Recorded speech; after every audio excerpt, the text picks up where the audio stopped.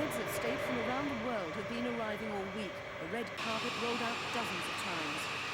For the US, Secretary of State James Baker will witness the transition of South Africa's last colony into an independent state. The midnight ceremony will end 75 years of South African rule. A speech by F.W. de Klerk will formally end that rule before South Africa's flag is lowered for the last time. The United Nations chief, Perez de Cuellar, told UN troops it was with great pride he'd come to Windhoek. The normally sleepy city of Windhoek has been turned into a mini United Nations in the final hours before independence. The tiny airport has been thronged with police and security officers for the arrival of the dozens of foreign leaders and diplomats. They've all been warmly welcomed by former resistance leader Sam Nujoma, who was sworn in as Namibia's first president.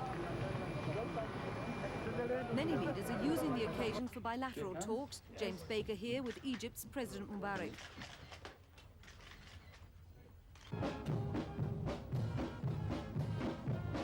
At Windhoek's main sports stadium, the finishing touches are made for Wednesday's independence ceremony. Thousands are expected to pack the stands for the arrival of a runner carrying the flame of independence. The lowering of South Africa's flag said it all, the end of 75 years of South African rule. In its place, the red, green and blue banner of a new nation. Former resistance leader Sam Nujoma made it official, then gave his first speech as president. I move in the name of our people to declare that Namibia is forever free, sovereign and independent. I thank you. That was the signal for a night of celebrations to begin.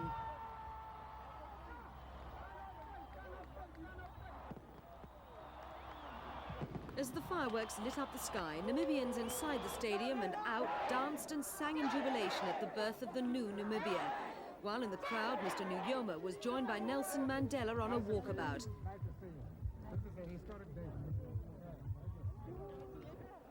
Later that morning, Windhoek Sports Stadium was packed again for the swearing-in of the Namibian Parliament. Of the 72 members of the new National Assembly, 41 are members of SWAPO, the guerrilla movement which waged the long battle for independence and then won last November's elections.